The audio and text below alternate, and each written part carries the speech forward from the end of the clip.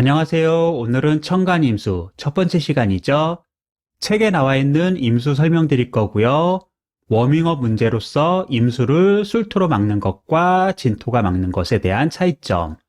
세 번째는요, 임수 플러스 다른 청간과의 관계 설명드릴 거고요. 추나 추동 임수의 쓰임도 설명하겠습니다. 임수 사지풀이는요, 책에 나와 있는 노점상하고요. 강호동, 윤종신, 송혜교. 그림 보시면요. 임수일주고요. 강호동 씨도 임수일주고요. 송혜교 씨는 해월의 지장간 임수사령이고요.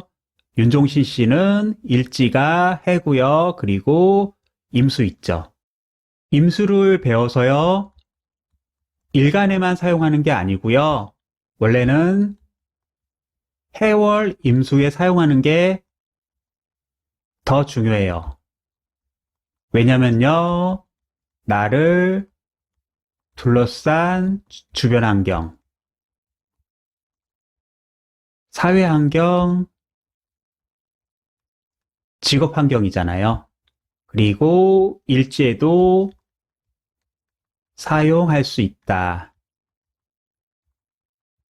물론 다른 지지가 연, 월, 일, 시, 해수일 때도 사용할 수 있습니다. 워밍업 좀 할게요. 수를 지식, 지혜로 보시고요.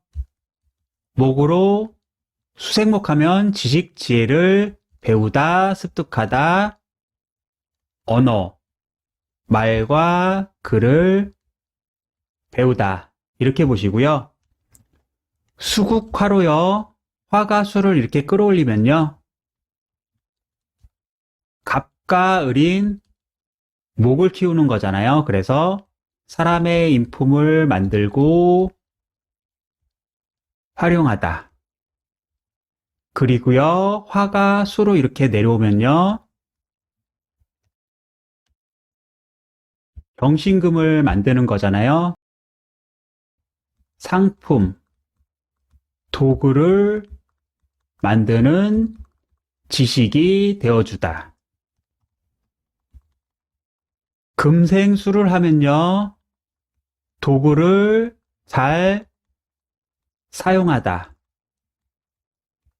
상품을 잘 사용하다. 유통하다. 판매하다. 토가 남았죠? 토국수를 하면요. 지식, 지혜를 사용할 수 있는 환경을 마련하다. 기반을 조성하다. 이렇게 보시고요. 수를 이렇게 토가 가둬갔고요. 목한테 지식을 제공하는 지식센터가 될 수 있죠. 학교라고도 하고요. 독서실이라고 하고요. 정보센터 이렇게 말할 수 있고요. 토국수로 저수지나 댐, 유통로, 판매망을 만든 거죠. 그래서요. 금생수로 상품을 판매, 유통시킬 수도 있고요. 유통시키는 환경이 되어주기도 하죠. 주유소 같은 경우에는 차들이 유통될 수 있는 환경이 되어주고요. 고속도로, 휴게소도 차들이 운영될 수 있는 환경이 되어주죠. 수와 관련된 목, 화, 토, 금에 대해서 알아봤습니다. 워밍업 두 번째는 문제거든요. 임수는 술토로 막는 것과 진토로 막는 것에 대한 차이점은 무엇일까요? 처음에는요, 임수를 술토가 인식하는 것과 진토가 인식하는 것에 대한 차이점은 무엇인가요? 라고 물어보려고 했는데요. 술토는 임수를 인식하는 게 맞는데요. 진토는 4월이잖아요. 그래서 묘월, 진월, 4월 요 사이에 있죠. 그렇기 때문에 병화를 인식해 갖고요. 을목을 병화에 맞게끔 잘 키우려고 하죠. 그래서 진토는 병화를 인식하고 술토는 임수를 인식하기 때문에요. 문제를요. 임수를 술토가 막는 것과 진토가 막는 것에 대한 차이점은 무엇인가요? 이렇게 물어봤습니다. 축토에 임수가 올 수도 있고요. 미토에 임수가 올 수도 있죠. 미토에 임수가 오는 거는요. 정화라는 기술, 재능을 판매하다. 이렇게 보시면 되고요. 이거는요. 다음에 지지 환경 설명할 때요. 진월 올 때 설명드릴 거고요. 술월 올 때 설명드릴 거고요. 축월 올 때 설명드릴 거고요. 미월 왔을 때 설명드리겠습니다. 궁리 한번 해봐 주세요. 임수, 책 내용 중 간단하게 볼게요. 모으고 거두고 응결시키는 멸화지기이다. 완성하고요. 마무리하는 게 임수죠. 자신을 둘러싼 외부 환경에 해당하는 조직, 수요의 변화가 있는 시장, 거래 관계와 같다. 외부 환경 외워두시고요. 시장, 요것만 알아두시면 될 것 같아요. 상품을 중심으로 기업 경영을 하는 것으로 통상과 유통에 필요한 상품과 사람의 재능을 관리하고 이에 필요한 재반을 모두 경영하는 것과 같다. 상품은 신금이고요. 사람의 재능은 정화죠. 이것을 경영한다. 특성은 보실 필요 없습니다. 임수는 먼저 제방 역할을 하는 토를 만나 범람을 막아야 유용하게 쓰이는 물이 된다. 임수가 무토를 만나서 환경 조성을 하는 거죠. 그렇게 되었을 때 임수가 목에게 지식이나 정보, 대외, 선짐, 문물을 전달할 수 있다. 이렇게 보시고요. 토를 만나지 못하면 가뭄이 들거나 홍수가 발생해 목을 키울 수 없다. 또한 병화를 만나 온난해지면 생명수와 같은 역할을 하여 문명을 일으키는 원동력으로 작용한다. 임수가 있는데요. 이게 제방을 못 쌓으면요. 흘러가죠. 흘러가면 여기는 홍수가 나고요. 여기는 물이 다 빠졌으니까 가뭄이 들기 때문에요.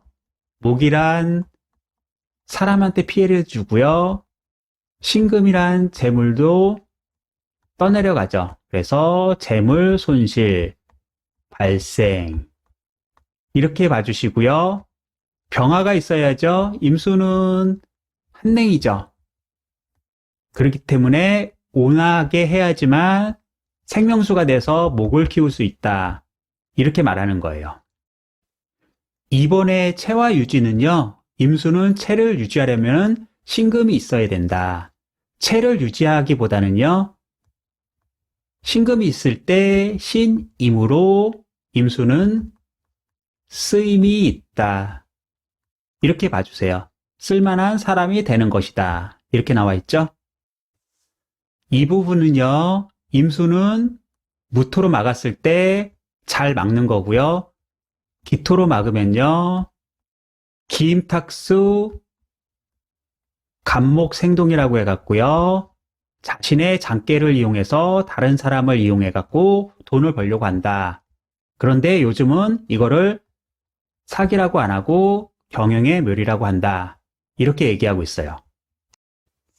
기임으로 탁수되면 시장 원리를 적용하여 전략과 전술로서 이익을 추구함으로써 이도된 가치를 창출하게 된다. 좋게 얘기해 주셨는데요. 자신의 이익을 위해서 시장 질서를 교란하고 남을 속이는 거잖아요. 어떻게 하든 돈만 벌면 된다. 이런 생각이 팽배한 현대지만요. 제가 보기에는 추천해드리고 싶지는 않아요. 시용 좀 볼게요. 신급이란 상품을 임수가 간목한테 전달하는 거잖아요. 그래서 신금이 희가 되고요. 간목이 용이 되는데요.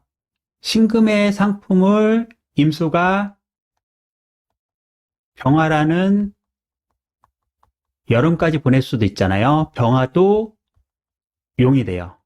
그래서요, 간목은 봄까지 보내는 용, 병화는 여름까지 보내는 용.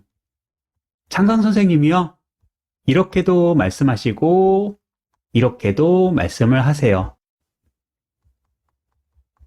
경금은 그럼 가을까지 가는 용이겠네요. 이렇게 말씀하실 수도 있는데요. 경금은요, 이렇게 신금 뒤에 붙어갖고요.